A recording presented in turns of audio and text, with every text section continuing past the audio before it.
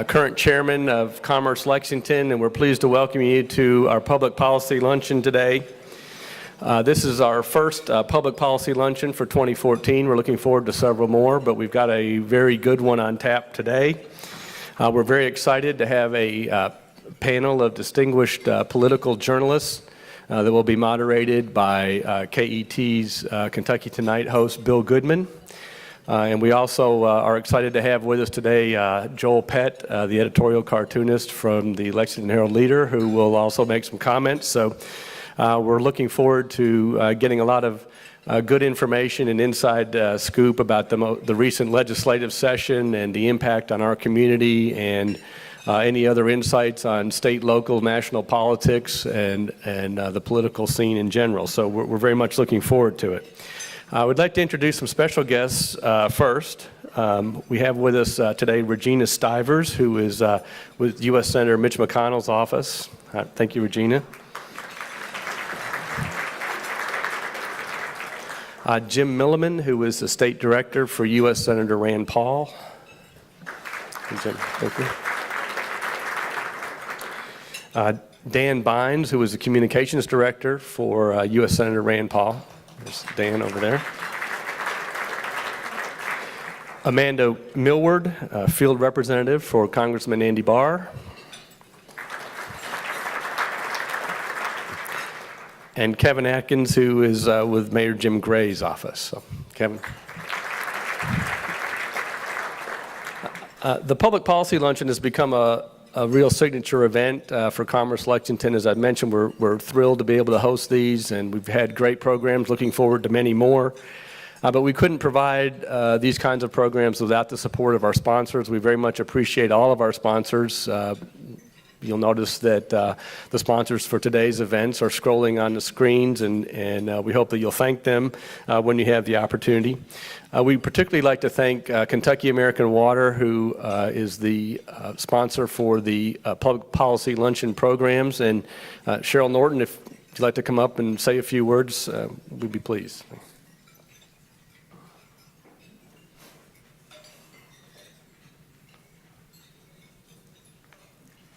Thanks, Ken. And Kentucky American Water is very excited to be able to sponsor these lunches. I think that we've learned so much as we've come to each series of these lunches about what's going on from a public policy standpoint. And I was really excited today to be able to come and welcome everyone here, because for those of you who don't know, this is National Drinking Water Week. So it was perfect timing for us. We've had a great week. And I would hope that if I ask everyone to raise their hand who had water at their tap this morning when they woke up and turned it on, I hope everyone would raise their hand. Yes? So some things that you might not realize is that there are actually more water mains in the ground than there are U.S. highways. So more than 700,000 miles of water mains in the ground across the United States. And the thing about that is that you really don't think about that because you don't see them every day. But those pipes continue to age and to degrade, and they need maintenance, they need replacement. And so that's a very important part of what we do at Kentucky American Water, is that we invest about $20 million every year to upgrade our systems, including a lot of main replacements throughout the systems that we own. So we're very excited to be able to do that, and it's a very important part of what we do every day to make sure that when you do wake up and turn your tap on, you do have water there. And we do all that for considerably less than a penny a gallon. So we're pretty proud of that fact. And those are just some water facts that I wanted to share with you guys today, because it is National Drinking Water Week. And I want to recognize my team who's sitting here at table 4. They're such an integral part of what we do, and I'm so proud of them. No matter what's going on in the business, whether it's a huge crisis or a little everyday problem, they pull together and they just do such a fantastic job. So if you'd give my team a round of applause, I would really appreciate that. And I love to embarrass them publicly, but I did just tell them that privately today. So I'm really proud of them. They do a great job. And again, we're so thankful that the speakers could be here today to let us know what went on in the session. We all have our own opinions, I'm sure, and I will not share my opinions with you. But anyway, it's always great to end the session. And there's some excitement going into it, but it always is a good feeling for it to be over. So thanks to all of you, and we welcome you here. I hope you have a great time. Thanks, Sam. Thanks, Cheryl, and thank you again to Kentucky American Water and all of our sponsors for helping make this possible. Go ahead and keep eating. We've got a good panel, a lot of information, so we want to go ahead and get started. And I'm going to start by introducing Joel Pett, who's with us today. As you know, Joel is the editorial cartoonist for the Lexington Herald-Leader. He came to the Herald-Leader in 1984. He won a 2000 Pulitzer Prize for his work as the editorial cartoonist. He's been a finalist for Pulitzer Prize on 3 other occasions. He's won many other awards. I know one thing of interest about Joel for me is that one of the many of the freedoms that we enjoy in this country, we have freedom of speech, freedom of press, and so Joel is free to lampoon things that he finds of interest to him, whether it's political or business or community or whatever. And in some countries of the world, if you do that, your front door gets busted down and you're arrested or worse. And so Joel, I know, is very active in the Cartoonist Rights Network, which is a group that works to aid cartoonists and political satirists all over the world and help protect them from government pressure and abuse. And so, and I know that's an important part of what Joel does, and he's very interested in it. So Joel, we'll turn it over to you, and thank you for being here, and then Joel will introduce our panel. Thank you.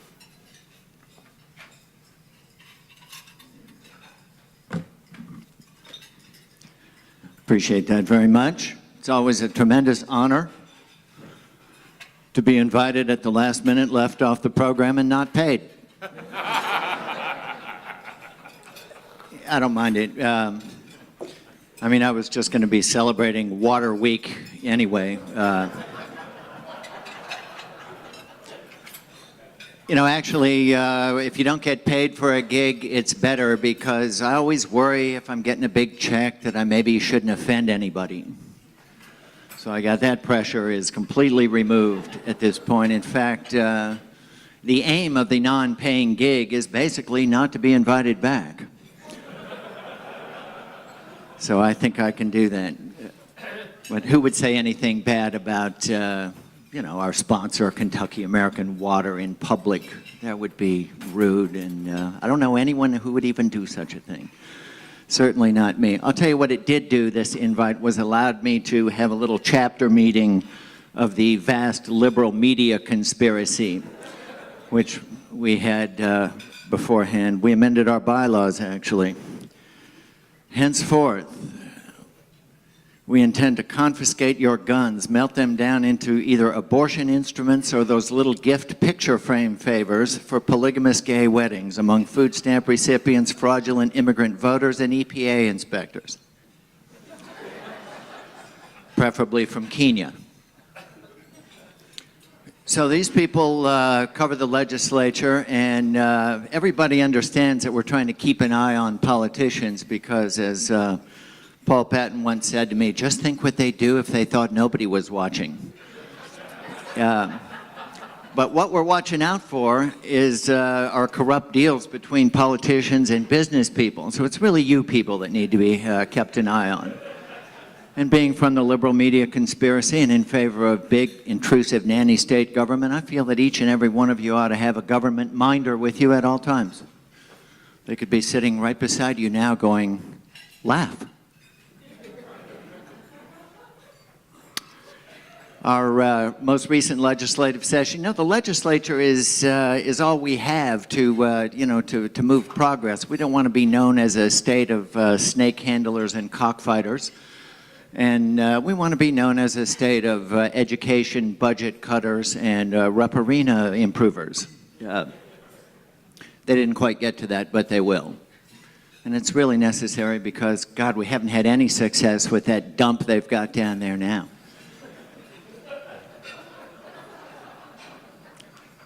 If I may say seriously for just a moment, basically anybody can pop off about their opinions.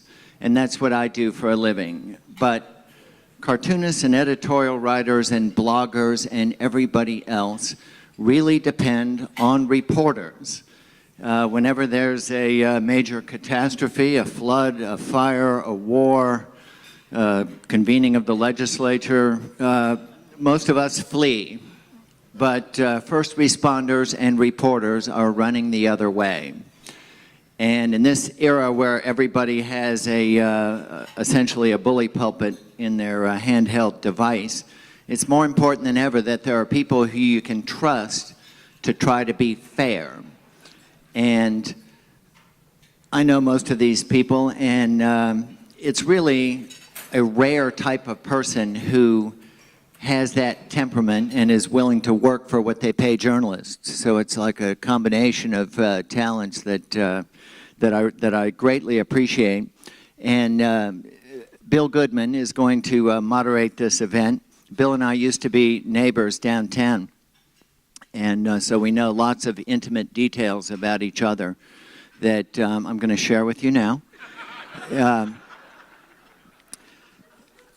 I mean this, I know sometimes it's hard to take me seriously, and I have the same problem with myself. But there is really no finer, more earnest, more dependable, more even-handed, honest journalist in our region than Bill Goodman, and we're lucky to have him. So thank you. Thank you, Joel. Thanks, Joel. I didn't expect that. I was going to and be prepared to tell everyone that in my history at KET, which is long now, there are only two people, only two times other than some phone callers on Monday night that we've had to either bleep or not ever ask back again. Some of you know Paul Salamanca, teaches law at the University of Kentucky. He dropped the F-bomb one night live on KET, and you know, public broadcasting doesn't allow that. That's a no-no.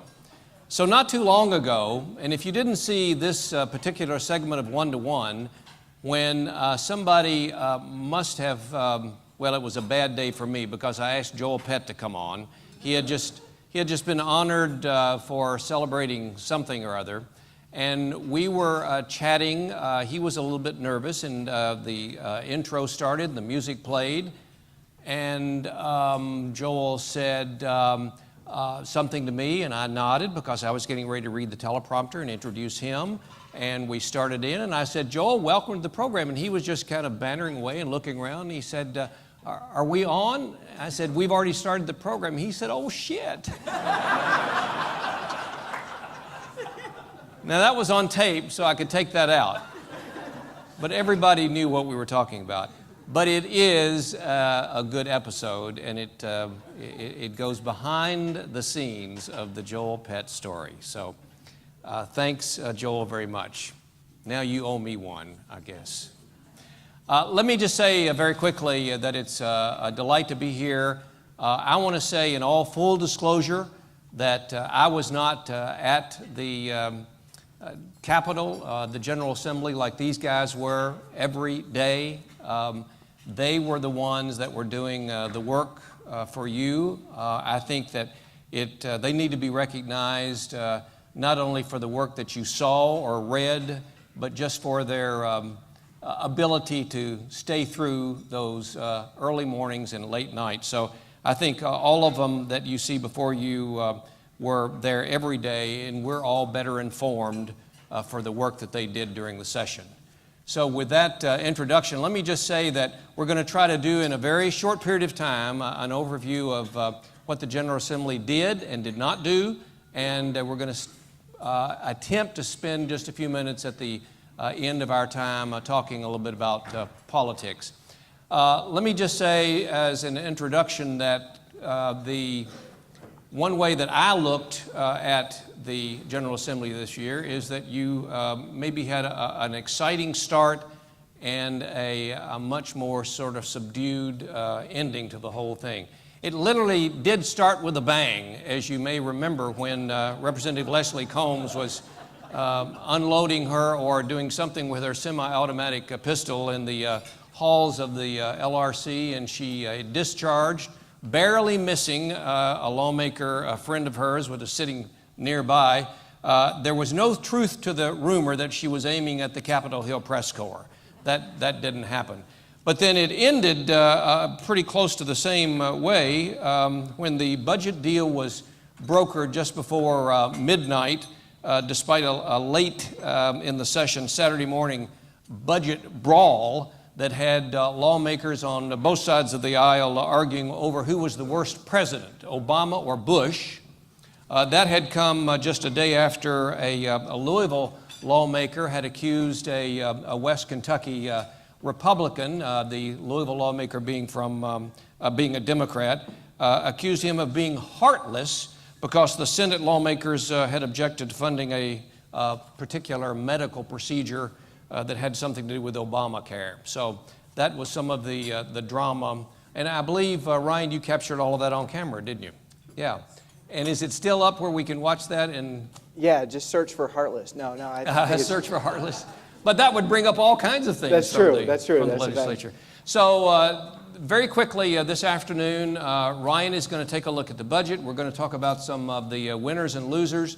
We're going to talk about some of the areas that Erik looked at for Lexington and business in general for the state of Kentucky. So we'll run through these just as quickly as we can and leave some time for questions at the end. And Ryan, give us that overview, if you will, of the budget. I was kind of hoping we'd have a little bit more back and forth between you and Joel. That was pretty good. That was pretty good. But let me start with the budget process. Every 2 years, we hear that this time it's going to be different. That the budget will actually get out there and it will be done early. It'll be done out in the open. There'll be plenty of time to have it vetted by lawmakers and the public alike. And every time we're there late on the last weekend into the early morning hours. So basically we fall for the lie every 2 years. And this year was with the new day in Frankfurt that Senator Stivers has said he was bringing, was really, I think there was actually some legitimate optimism that they would get it done early.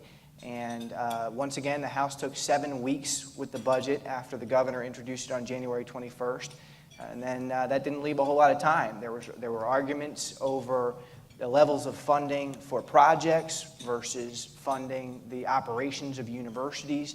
There were discussions about how much money the state is going to be spending for the Affordable Care Act related programs, the health exchange, Medicaid expansion. And there were big policy debates over how much do you invest in early childhood education and child stipends versus other programs. And so there were a lot of big debates that were held to the end. I think what's most unfortunate for Kentuckians is that most of those debates were hashed out ultimately behind closed doors. They started the negotiations between the House and Senate leaders in an open public, and that's where those arguments that Bill referenced happened. Then they kicked the reporters out around 3 o'clock, 2 o'clock on Saturday, and went behind closed doors, worked for the next 15 hours straight, emerged just before, about a little after 5 a.m. Is that right, John? The sun had not quite broken over the dumpster behind the annex.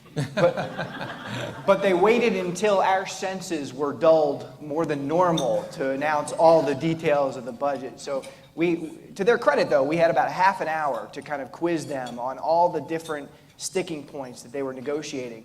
I do think it is unfortunate, though, that we weren't able to figure out exactly how they ended up arriving at those different resolutions. For instance, splitting, gradually funding the early childhood education and the restoration of the tax or the stipends for low-income families to pay for their children to go to daycare. Those kind of things were just decided behind closed doors. This can't be stressed enough with the state budget. They usually will not lie to you if you ask them a direct question to their face. How much money is in there for new textbooks for K through 12 schools? How much is in for this particular social program, et cetera? However, they won't willingly disclose information usually unless it's very flattering to them. And what happens is for most members of the legislature and for all members of the media, we don't even get a look at the budget bill until literally moments before there's a vote. Earlier in the session, the budget committees vote on it, and then that budget bill basically doesn't count. It's the final free conference committee budget at the 11th hour at the end of the session. That's the real budget. And it lands with a thump this thick on everyone's desk moments before the floors, the Senate and House floors, vote on it. And out of, 138 members of the legislature, I doubt 130 of them probably have not even seen this thing yet, and nobody in the press corps has either. And you'll always hear, especially from the minority party leadership, this complaint. We have no idea what on earth we're voting on. There could be anything in here, and there often is, especially pet projects in certain legislators' districts, tax credits for certain favored industries that give big campaign donations. And for months after the budget passes, we have news stories saying in a little noticed clause tucked onto page 138 of the budget, Greg Stumbo did this, or Bob Stivers did that, or they did this. And it's a hell of a way to run a railroad for a 60-day session to pass the most important document, $20 billion in spending, essentially in the dark, right under everyone's noses. And yet the public doesn't seem to care. Let me just add, Ryan, if I could, that this was John Cheves on our far right, my far right. John has been with the Lexington Herald-Leader since 1997. He spent time in the Herald-Leader's Washington Bureau as well as Frankfurt. You might remember last year an excellent series that was published about statewide reporting. One of his statewide reporting projects was 50 Years of Night, which was looking at Eastern Kentucky and some of the work a half a century after Harry Caudill wrote his landmark book that I hope all of you've read, Night Comes to the Cumberlands. Ryan Alessi has been with CN2 Politics for a number of years after he was with the Herald-Leader for about 7 years covering politics, later higher education for the Lexington Herald-Leader. And I don't know if you've seen or heard of Ryan's an announcement that he's leaving Lexington. He's leaving CN2 to go and pursue a graduate degree, a master's degree in creative nonfiction at Murray State University soon. So we hope to read a lot more from Ryan in the years to come. Ronnie Ellis is on the right, the left of John Cheves. Ronnie is from a great little town in Barron County, Glasgow, where some other people are from. I'm from Glasgow. He's a graduate of Western. This is quite a recognition by Chris Zazella, who some of you have seen on The Fix, on MSNBC and other network programs. Chris called him one of the top State House reporters in Kentucky. He's worked at the Glasgow Daily Times, the Henderson Gleaner. He's now writing for CNHI News Services, which serves roughly 150 papers in the 22 states, and 12 of those papers are in Kentucky. And Erik Carlson, editor-in-chief of Business Lexington, covering the political landscape, first of all as a reporter for the Frankfurt State Journal for a number of years, and in 2006 came over to BizLex and has been there ever since, and got a big promotion a couple of years ago to editor-in-chief. So those are the gentlemen that you'll be hearing from this afternoon. Ryan, you want to finish up on the budget, or we'll go to some winners and losers during the session with the other reporters too? Yeah, just one final note, that in addition to the budget, they also passed a revenue bill that was a companion to that. And I think the long-term effect of that revenue bill, which included some tax breaks for industries like the bourbon industry, I think the long-term effect was it adopted some of the recommendations from the tax reform task force that you might remember the lieutenant governor headed up in 2012. And these were popular parts of tax reform. These were kind of, the things that people agreed with, most lawmakers agreed with, the sweeteners of the deal, so to speak. They've now taken that off the table by passing that as part of the revenue bill. So, I mean, I don't know what... Why do so many people agree with so much of it? Because it actually reduces revenue. It does not raise any new revenue. It takes an estimated $10 million a year out of the state revenue by the end of this next 2-year budget cycle. So in addition to the other budget problems we have, we just gave away $10 million in tax breaks to the struggling bourbon industry of Kentucky, and to other businesses barely making ends meet. But regardless of what you think about, or what the effect is on the bottom line now, it takes out something that was... Right. We were supposed to have a revenue-neutral tax reform. We're going to give some tax breaks away, but we were going to raise some taxes, and at the end of the day, at the moment, it would be a wash. At the long term, though, it would grow the economy, and we'd get more tax revenue. We couldn't agree on that in the legislature, so apparently they just gave away a lot of the carrots. They said, well, here's the tax breaks, and you know, and the hell with it. And all of that was under the assumption that it would actually happen at some point, that we'd see the tax reform. Right, and we can't stress enough, the budget that was just passed was not a balanced budget. The legislature loves to brag that, unlike Washington, we have to balance our budgets. Well, it's balanced in the same way an 18-year-old balances his budget by not paying his credit card bills. You know, they dipped into the rainy day fund again. They incurred even more debt than before. They didn't address the growing shortage in the teachers' pension, the Kentucky Teachers Retirement System. They didn't really address, they're getting better about the state retirement system, but there's still billions of dollars in unfunded liability in that that's haunting us. They continued to pass budget cuts from everything from higher education, so we're seeing tuition increases at UK and elsewhere, to environmental regulation, to state police, you name it. So essentially, Kentucky, we like to spend more than we're willing to pay for, and we do this year after year after year. On that point, though, this budget was better than the last 3 budgets on that front. And I know that, you know, that's gradually getting better, but the structural imbalance, as they call it, where they rely on one-time fees to pay permanent programs or capture money out of different accounts, they reduced their reliance on this, and it may be minimal, and as John says, they still took on more debt. And tuition at UK is going up 5%. That's not a structural imbalance. That's no, a no, tax increase. it's continued cuts. Yes, it is. That is a tax Exactly. Tuition increases. that they passed on to the university. Exactly. They have the ability to say, oh, well, it's not a tax increase because we didn't vote for that to happen.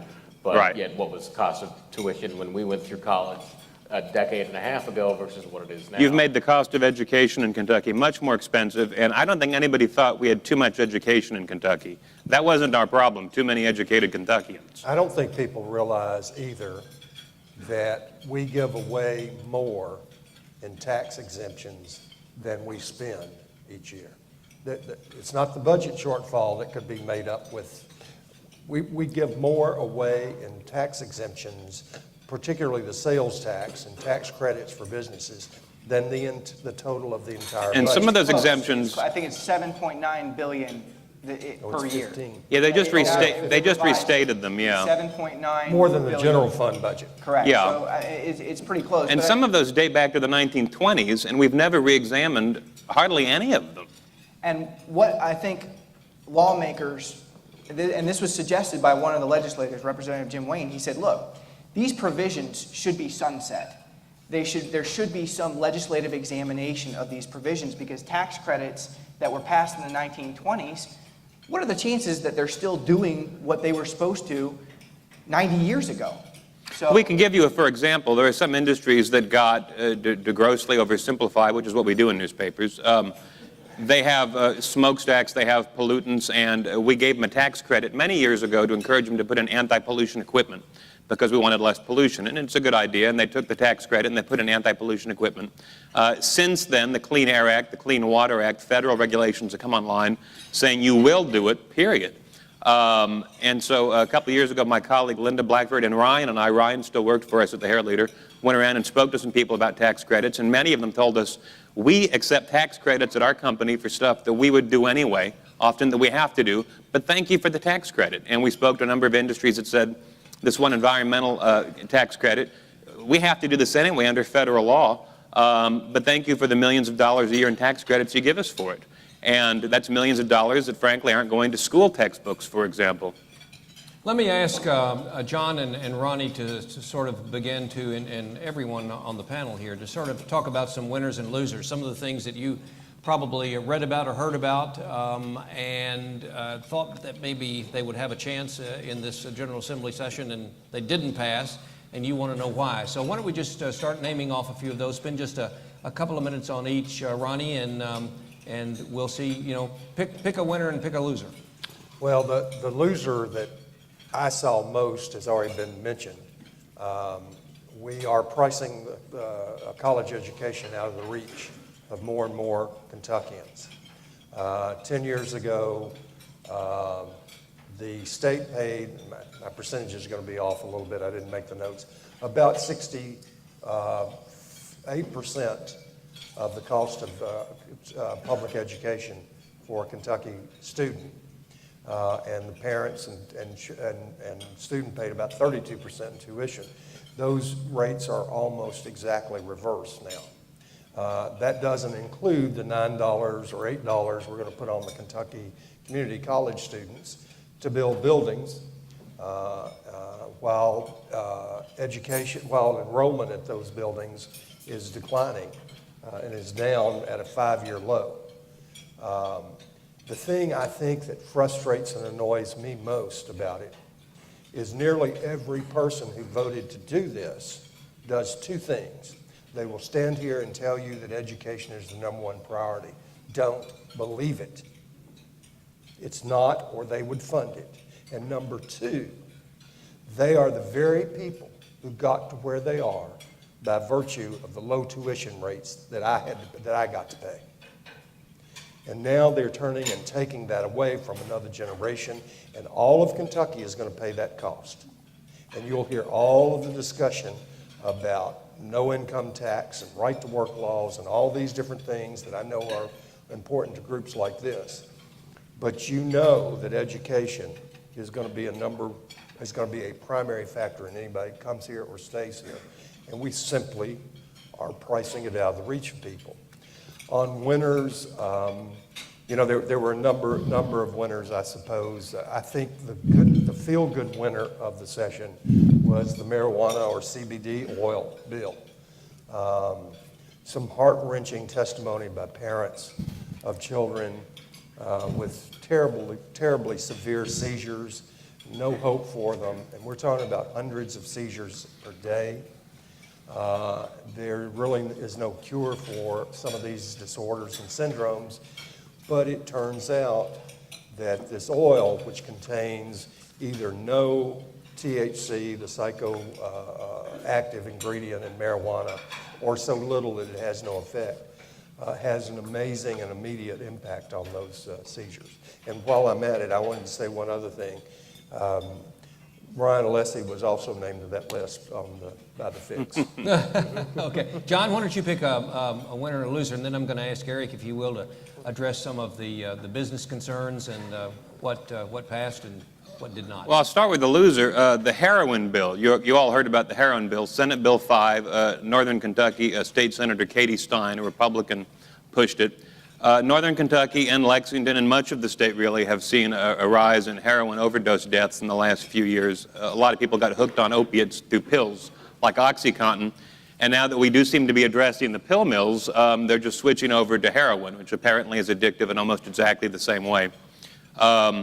The heroin bill was controversial in some ways. It would have made it easier for prosecutors to throw people in prison extra long for murder if their drug-buying customers died.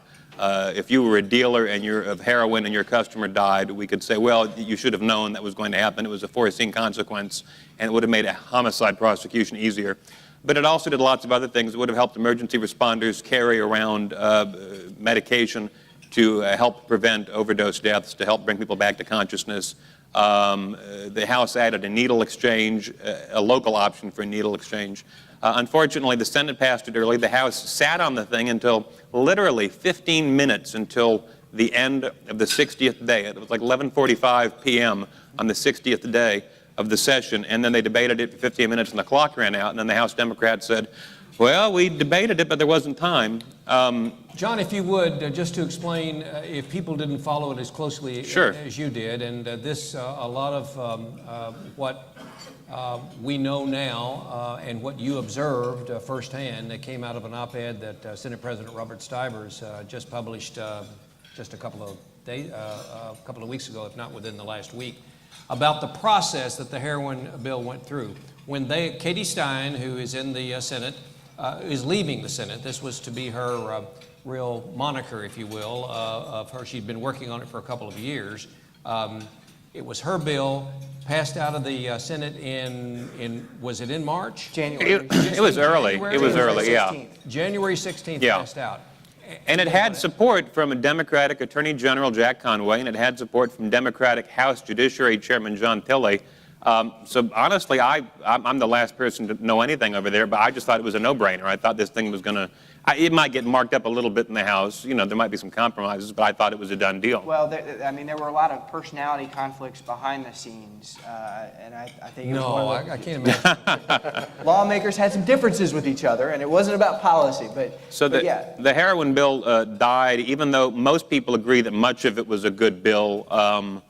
Yeah, because partly partisan differences. The Senate Republicans and the House Democrats don't like each other. I actually think it was more personal. And yeah, and people get their backs up over there. They start giving quotes to us about, well, so-and-so is un-American. Well, so-and-so wants children to die. Well, and now everyone's, now everyone's offended, and no one's going to negotiate. For a winner, I was going to say God, because toward the very end of the session, and I turned to Jack Grammer, my colleague, one day. They weren't getting anything done. Stuff like the heroin bill wasn't passing. The budget had many of the usual problems. Universities weren't getting funded. Schools are getting kind of a half measure of funding. I turned to Jack and I said, wait for God to make a return appearance, because every session when they're not doing anything and they get desperate and they say, I'm going to have to go back to my constituents, I got to show them something. They bring out God, and either it's, 10 commandments in the courthouses, or we got to post crosses at the Capitol, or gays can't get married. This year it was In God We Trust. We got to put it in the committee rooms all over the Capitol Annex, and this got added at the last minute, and everyone gave speeches and was very proud. It'll say In God We Trust in all the committee rooms. I told them they should have added all others must pay cash in parentheses under it, and they didn't like that idea. Unless you believe in the separation of church and state, I guess this doesn't hurt anything. But this is the issue that many of them will go back and brag to their constituents about. And you all are their constituents, by the way, as are we. In lieu of, solving the pension problem, in lieu of funding our state's higher education system. So whenever you see God make an appearance, reach for your wallet, because they didn't manage to solve the serious problems facing the state. Erik, why don't you bring us up to date on what the business community went into the session looking for, and what they came out of not getting? I've got a couple of winners and losers in that. Okay. First winner was myself, in that these guys were there at the Capitol every day. I was at my desk talking to people who were at the Capitol, so I didn't actually have to be there as editor. I'm fortunately not spending that amount of time in Frankfurt these days, because it's really not fun. But these guys have done fantastic jobs, and always have followed along what they do, and being able to keep up with what I can for the business communities. And as far as that goes, here in Lexington or Central Kentucky area, we had a winner and a loser for the same exact deal. BCTC finally got their much wanted advanced manufacturing facility that's going into Scott County. This is something they started a few years back, and it's currently based out of Toyota at the TMMK campus. And while they've appreciated Toyota giving the space for this and being a part of it, there's been a concern that it's just seen as a state-sponsored training ground for future Toyota employees. But that's not what it's there for. What it's meant to be is give people the skills necessary so they can get jobs in advanced manufacturing, give them the trigonometry, give them other types of skills that are necessary, so they are baseline trained to go into, whether it is Toyota or one of Toyota's suppliers or any sort of advanced manufacturing company that Mayors Fisher and Gray have been working on bringing into Kentucky, that they'll be ready to go in, start the training, and not have to be remediated. They also lost in that same category because when these colleges get a new building like that, they pay for the building, they pay for everything that goes inside of it except for the education. There's no operational funds that go along with the building. So it will be built, it will have walls, it will have televisions and computers and chairs and desks, but in order to have a curriculum and educators to start doing that, they're going to have to go ahead and do that themselves. And that's one of the problems that we've seen with education. UK got funding. Well, UK mainly got the ability to spend its own money with the agency bonds, things that will be self-generating for revenue to pay back, but they also got a 1.5% cut in funding, which was equivalent to about $4 million in their operational budgets. So it's hard to say you're a winner when you're also saying that you have lost. And so one of the things that we saw going into session, there was the big talk at the end, the P3 bill, which I know the state chamber was focused quite a bit on, that ended up falling down in a veto due to our nation's infrastructure problems. There's been the big debate in northern Kentucky and southern Ohio about the Spence Bridge across the Ohio River for 71 and 75, and the bill had tacked on at the end that no tolls could be placed on that. And so the governor went ahead and vetoed that legislation, even though it had been overwhelmingly approved by the House and Senate. They had 2 days to go ahead and try to override that veto, but no override votes were taken. Erik, let me ask, before we leave that, about why the override votes weren't taken. It seemed to be that there was a sentiment in both the House and the Senate that it should be brought back up. And we'll get to the end here when we start talking about politics, but I would imagine that has something to do with it. But from your inside standpoint, Ryan and John, and Ronnie, what were the reasons behind not even attempting to override the veto? I didn't hear much about it. I mean, they had, by that point, such a long list of things they still needed to do. The road plan, by that point, wasn't done during the veto override. And that took up most of the oxygen for a day and a half. I mean, lawmakers were concentrated on making sure they could come back to their districts with the road projects they promised. So that was the priority over the heroin bill, over a number of these other things. Right, those last 2 days of the session, they do 58 days, and then they go home for a couple weeks. They come back to the last 2.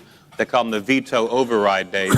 But in fact, I mean, mostly that's the 80% of their work they didn't get done during the main part of the session. And so, which in a lot of sessions is 80% of the work that they get done. Yeah, exactly. And so they've stopped doing very many veto overrides because they're so busy. I mean, usually it's the budget's gotten passed then before. Yeah, they at least did that before. Yeah, so this time it was just the road plan. They actually had one extra day that they sat on. There was a snow day back Right. earlier in session. So technically, they only had 59 days of the session this year.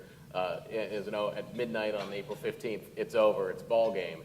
But they could have scheduled one other day to come in if they had wanted to because of the snow, that they had missed a day, just like they were in elementary school. But apparently they were going out building snowmen. But didn't decide to come back in late April because if they had wanted, there would have been 3 days there at the end that they could have scheduled. Erik, what else from a business standpoint that you have on your list? We'll throw some things out if you want. Yeah. What do you got? Well, one of the things that I had talked down, we talked a lot about the revenue.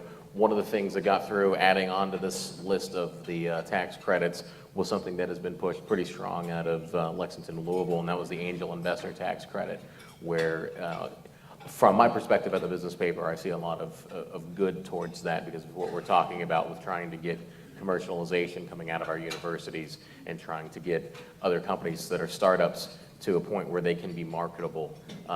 They need the seed funding to do that. So if you have the angel investors that are going ahead and putting this money towards projects that by and large don't pan out, we should give them some incentive to do that. And so that did get through this time. That was a part of the $9 to $10 million that we're now going to see not come through from now on. But that's one of the big things that went through. Also, we had some cyber protection bills that have gone through. The first was House Bill 5 that was championed by the state auditor, Adam Edelin, that would require Kentucky to join 46 of our other states in the union to require if a public entity, such as a county or city, were to have a data breach, or within 35 days of this data breach being known about, that they would have to alert those people affected that your social security number, your company's tax ID, anything like that had been accidentally or whatever possibly violated by hackers or however else those type of data breaches can happen. So Kentucky was one of 4 states that did not require that. This bill went ahead and took care of that, and along on the same lines, Representative Riggs had House Bill 232 passed, which basically required the same requirements for private entities, for businesses, to have the same sort of data openness when they leave your data too far open. Ronnie, what happened to the local option sales tax, which was championed by primarily by Mayor Greg Fisher in Louisville, joined by a number of other organizations and mayors around the state, but it didn't make it? Well, it didn't make it. That's the bottom line, what happened to it. But it had the poor fortune to be brought up in an election year. And there were a lot of rural lawmakers who did not want to vote for that bill.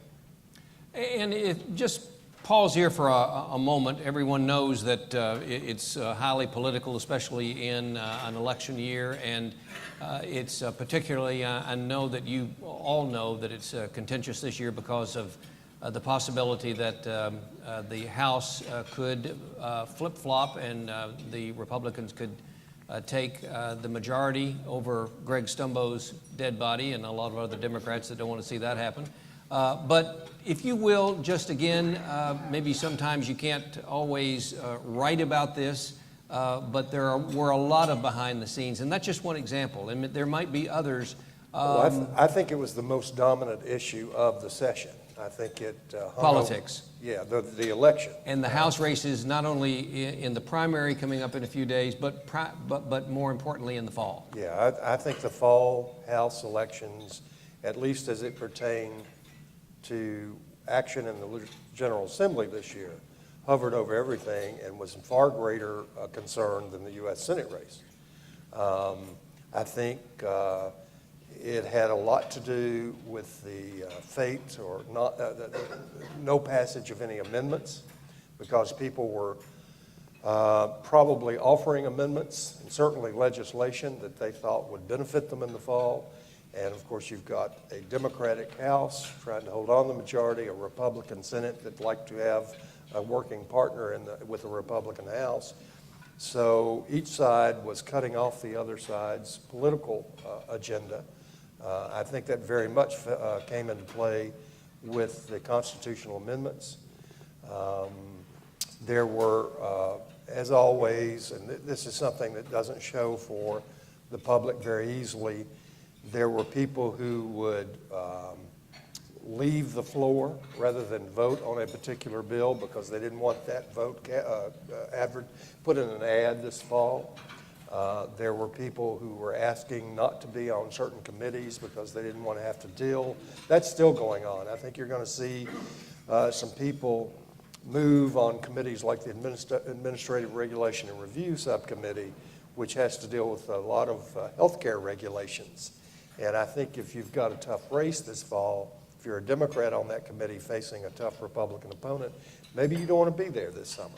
And so there was a lot of that sort of thing. If you would use an example, Ryan, of the House bills, Senate bills, one, the priorities of leadership in the House, and maybe sort of bridge between one of those, which was Speaker Stumbo's minimum wage legislation, and how that sort of got caught up in the political maelstrom that was going on. Yeah, that's the point I was going to raise, that there were also those bills that were out for show and that were debated, but the votes were taken, but fully everybody there was aware that these things would not become law. They were there for the show of it and with an eye toward the fall, the minimum wage being one. The regulation of regulations bill, as I call it, was the Senate bill. That gives them a chance to talk about the Affordable Care Act. Rand Paul bill. And that's right. Senator Paul, the bill that would allow him. Explain that one. Just the detail of that one. The bill that Senator Thayer proposed would allow Rand Paul or any candidate running for U.S. Senate or Congress to also be on the ballot for president. And the reason being is that the state can govern when the elections are set, but beyond that, the qualifications of candidates is set by the federal government. That's why there's not a residency requirement for people who run for Congress here. You just have to have an address, as opposed to running for the state legislature, where you've got to live in the district for 2 years, live in the state for 6. So that bill failed. Right, and a Democratic House was not going to go for that. What does that do to Senator Paul's possibility of running, and can they do that again in 2015? They could do it again in 2015, but And depending on what happens on November, Right. they very well could. Right, and otherwise, after 2015, it could always be decided in the courts. What about voting rights for felons? John or Ronnie or Ryan or Erik? Voting rights for felons, Representative Jesse Crenshaw here in Lexington pushed it for years. We're one of just a very few states that permanently disenfranchise you. If you get convicted of a felony, you don't ever get to vote again unless you convince the governor to give you a partial pardon, which involves a fair amount of paperwork, and it's a lot more than, frankly, a lot of ex-felons are up for. This year, Senator Rand Paul, a Republican, got behind it, and so everyone thought, well, this is the year the Republican Senate will sign on. Usually these felon voting bills die in the Senate, but it died again this year. Senator Damon Thayer of Georgetown added a fair number of restrictions to it. There was going to be, 5-year waiting period? 5 years. 5-year waiting period. So after you get released from prison, you got to wait 5 years before you can register to vote. And it would limit you. People read it differently, and Damon Thayer said some people misread it, but you could only have one offense, essentially. And, a lot of felons who are convicted have multiple offenses on their record, sometimes even from the same crime. You get convicted of multiple felonies, from one robbery or one drug crime or whatever. I thought one of the more interesting dynamics in the personalities involved there was Jeff Hoover, the House Republican. Yeah, the House Republican leader, Jeff Hoover, got behind the bill. Not publicly, he had talked, I think, again, sort of privately. He had voted for it in the past. And had voted for it, but he had not publicly, he co-sponsored it. Well, this is another one where it felt like personalities got involved, because Senator Damon Thayer basically attached so many changes to it that the sponsors of the bill didn't really like it anymore. They were still willing to compromise. Jesse Crenshaw said, I'm still willing to negotiate. Maybe instead of a 5-year waiting period, a 3-year waiting period. I'm willing to talk. I really want this. But at this point, Damon Thayer, frankly, had been called a racist. People had said, you're a racist, because the majority of the people that we think will be affected, or the disproportionate number anyway, are black. You just don't want black people voting, Damon Thayer.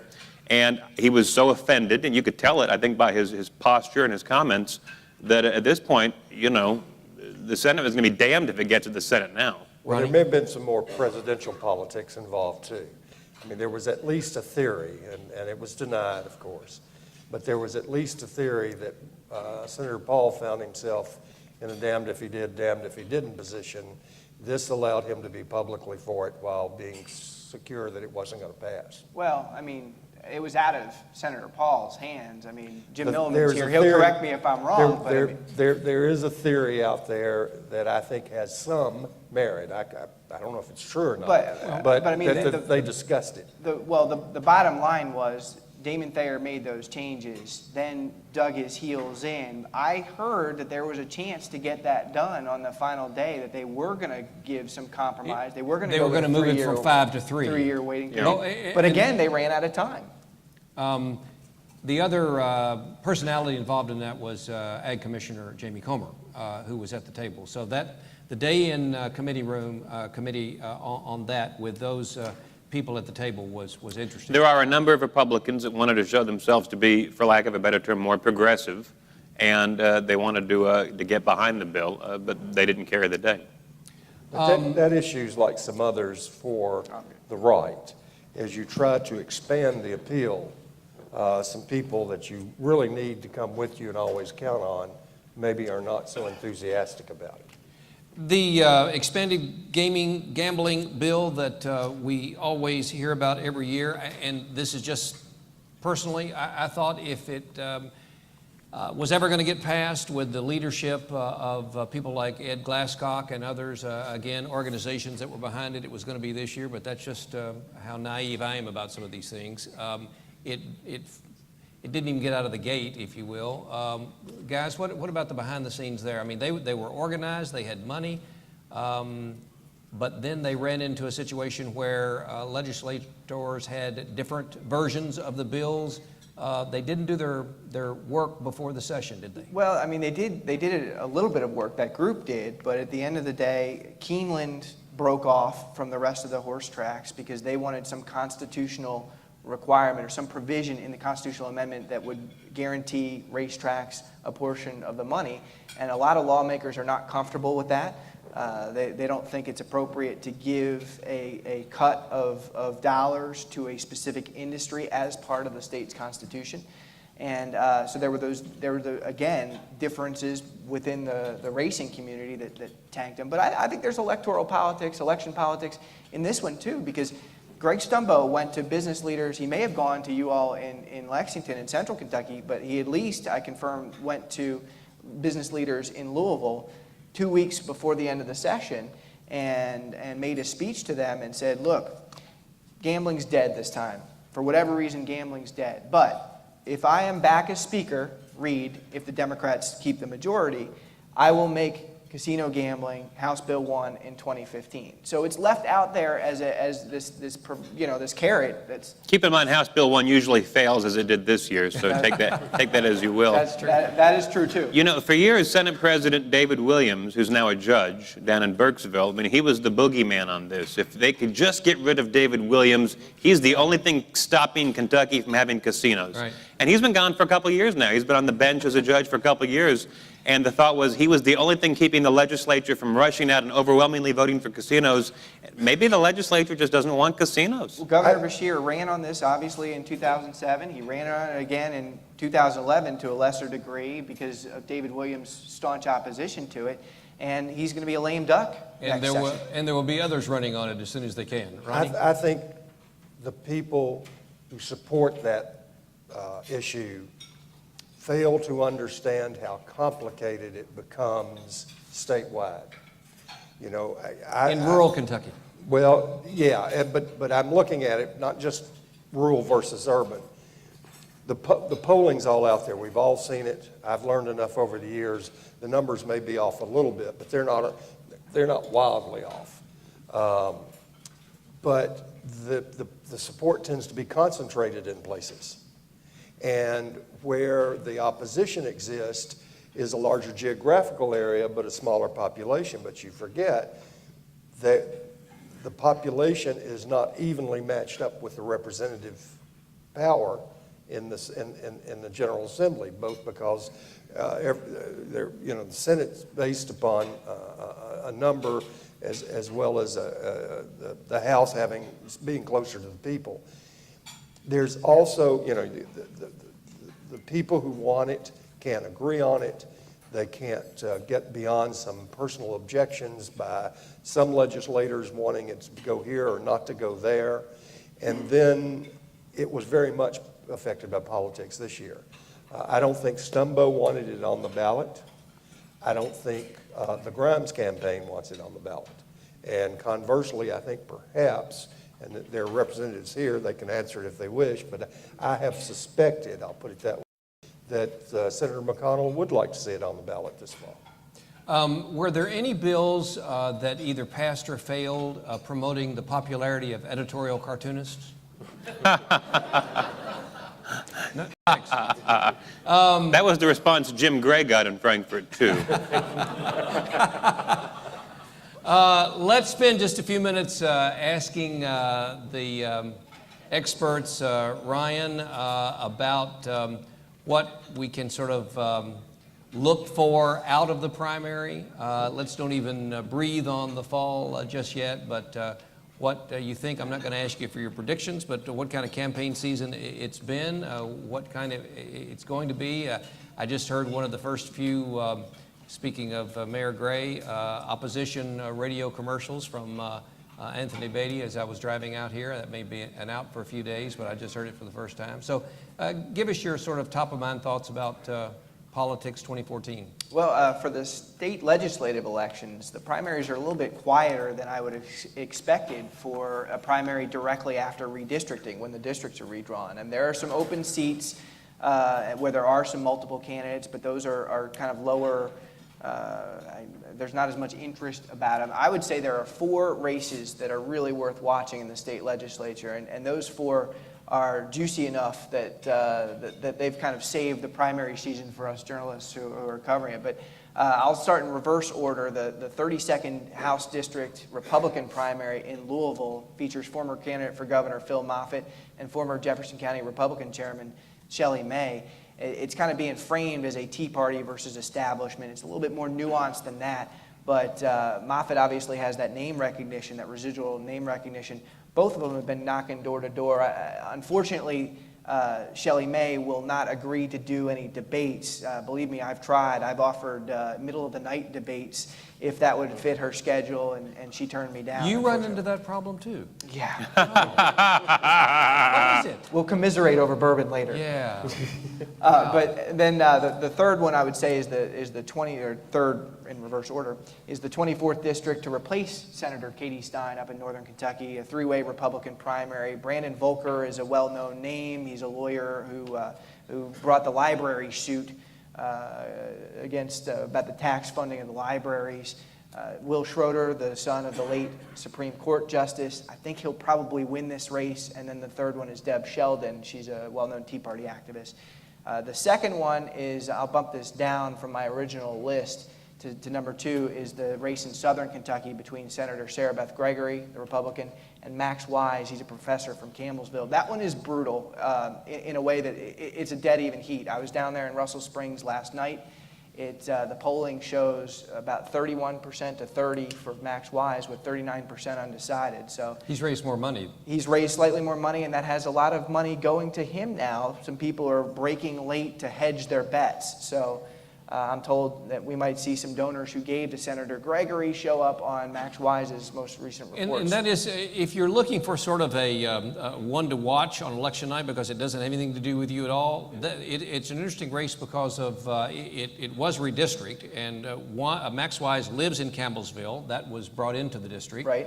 Sarah Beth Gregory is from Monticello. From Wayne County. From Greene County. Wayne County. So Yeah, they have both pretty strong constituencies, except Sarah Beth Gregory didn't have to run in Campbellsville, in Taylor County. Not only that, but she didn't have to run in Russell County or Adair County, and that's half the Republicans in that district are totally new to her. And this is David Williams' old district, so there's, it's going to be pretty interesting. But the one that is going to be the barn burner is in Eastern Kentucky. It already is the barn burner, and that's W. Keith Hall, the state representative. Against Chris Harris is challenging him. He's a magistrate. He was on the board of CAECO. He was actually, I covered him when he was one of the lone voices who was calling for reforms to the way the Kentucky Association of Counties was spending their money. He was the new guy to the board, and to his credit, he said, look, we need to change this. We can't have judge executives going out there and charging CAECO money to strip clubs, which was happening. So he's going up against Keith Hall, and I'll just turn to John to tell you a little bit about Keith Hall. To put it simply, Keith Hall has had some ethics problems, period, including dropping boulders on his constituents' homes from his strip mine, and more recently dumping chemicals by accident in their drinking water supply. But he still remains enormously popular in that district. I actually interviewed a guy who had a giant rock or a small boulder, depending on your definition, come crashing down from one of Keith's mine sites, and it crashed into the side of the guy's bedroom and landed on his bed. The guy wasn't in the bed, fortunately for him. And, I mean, half joking, as I got done interviewing him, I said, are you still going to vote for Keith? And the guy said, oh, Keith's a good boy. And I said, he just wrecked your house. And he said, well, people talk smack about Keith, but that's just politics. So that was an interesting lesson into Pike County voting for me. But there's two things going on here that lead me to believe he's survived. Keith Hall has survived tough elections before. This would be his 8th term in the House after he got thrown off the Pike County School Board during an ethics investigation. And fined 3 years ago for accepting no-bid contracts. He got an ethics fine in Frankfurt for accepting no-bid contracts from state projects that he put in the state budget. So, as you can tell, there's a trail of newspaper articles outlining these ethical things. And Keith has kept me busy. He's my employment. Well, and now your stories and a lot of the stories about him are keeping the Chris Harris campaign busy, because they've packed in at least 16, if not 17 headlines into one 30-second ad where it basically says, Keith Hall, most corrupt legislator in Frankfurt, and then just runs headlines for the rest of the ad. It's pretty brutal. And the district has been redrawn. It's no longer the district that Keith Hall used to run in. It now includes Martin County, where he's never run before, and most of that district actually overlaps with the magistrate district Chris Harris represents. So I think that one is going to be the most fascinating to watch on election Well, we day. could talk about politics all afternoon, but you have other things to do, and I know there might be a couple of questions for these folks this afternoon. If somebody, if we've forgotten something that you want a little bit more on, or if not, anybody have a question or response at all? Here's one over here. very quickly went by the Rupp Arena. You didn't raise your hand. I did. I was Oh, too did you? late. I'm sorry. I apologize. I really do. I didn't look behind me.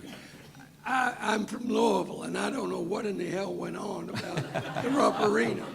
Well, you know what?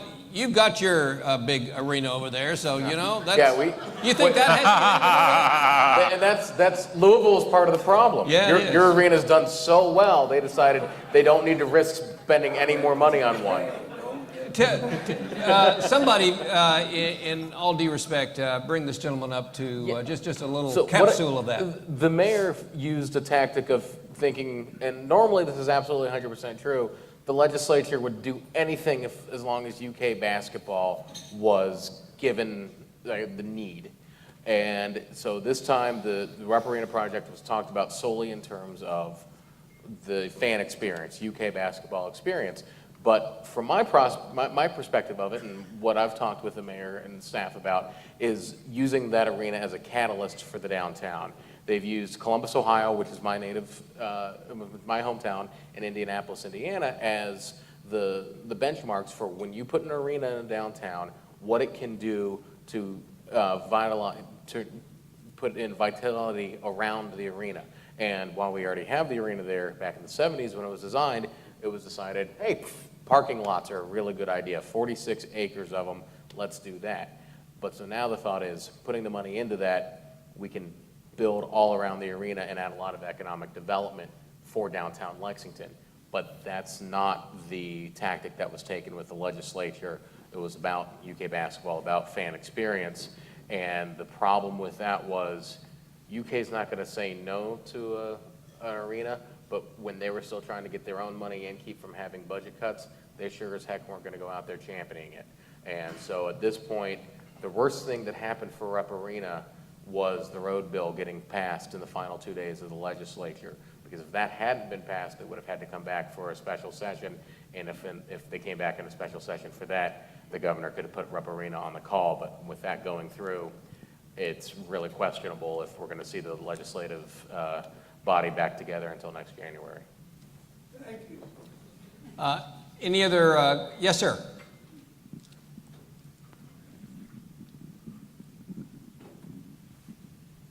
First, a couple pieces of data. There are about 6 or 7,000 people in Kentucky that aren't going to have to worry about any of these public policy issues because they're going to die this year from the poisonous brain-damaging effects of tobacco products. And there's going to be 500 or 600 other people shot dead because we just let guns available to anybody. And my question is a kind of a two-part question for all of you. Why don't politicians or candidates for political office ever talk about reducing the death rate? And secondly, why don't you guys and the rest of the press ever ask politicians what they will do about reducing the death rate? And maybe a third question. Why am I the only one asking this question? Well, the death rate from guns and smoking? First of all, the death rate in general, as I started out, if you're dead. Well, if we find a cure for death, that would be a story. I think what we try and do is we try and ask about specific policies. So, for instance, you brought up smoking rate. We would ask about, obviously tobacco is a major debate every session about Tobacco subsidies, smoking bans. I've asked politicians about every angle of tobacco I can think of. I think we've learned from filing open records requests, you have to be very specific. With candidates, you have to be even more specific, or they just dodge the question. So I think if we ask about what are you doing about the death rate, they say yes, we're against death. And unless the other chamber is against death, and then we're for death. The last few years here in Kentucky, I see some of our friends in the state chamber over here has been pushing for the statewide smoking ban, which we here in Lexington and Louisville each have. And that's something that, to me, to hear the thought of the state chamber of commerce and the Commonwealth of Kentucky is for a statewide smoking ban, somewhat mind-blowing to me. I was in North Carolina recently with my fiance and said, oh, if we go out for dinner or drinks, we're probably going to have to deal with smoking. And it was beautiful and clear in the bars, and I asked the waitress, I said, is this and this was in Raleigh, which, you know, there's cigarettes named for Raleigh. It's named for Sir Walter Raleigh, who brought cigarettes back to Europe. And it had a smoking ban. And I said, is this state or local? She said, oh, it's a statewide ban. We've had it since 2009. So you're seeing at least the tobacco state of North Carolina has banned it since 2009. You know, it's tobacco's Virginia, North Carolina, and Kentucky.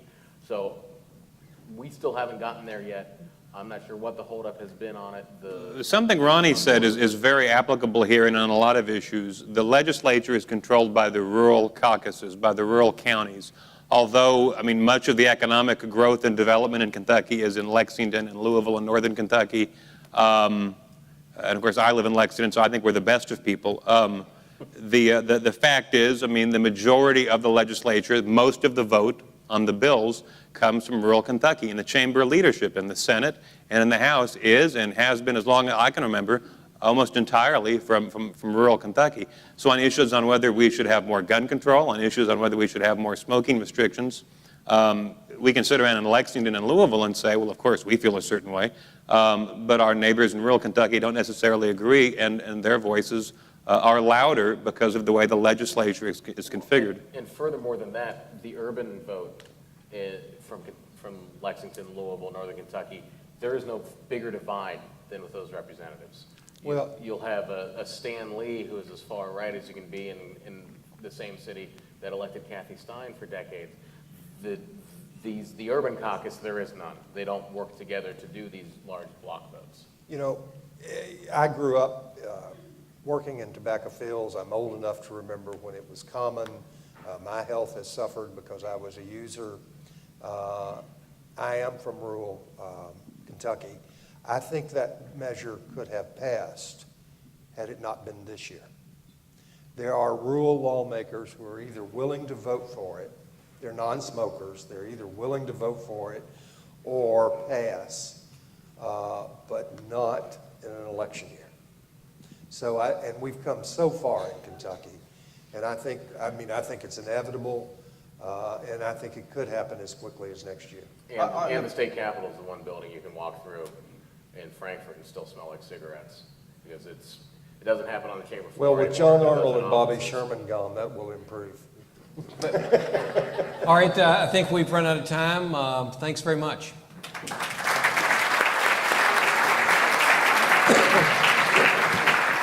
All right, well, thank you very much to all of our speakers today. It was great. They were a little reticent, but once it got going, they opened up pretty well.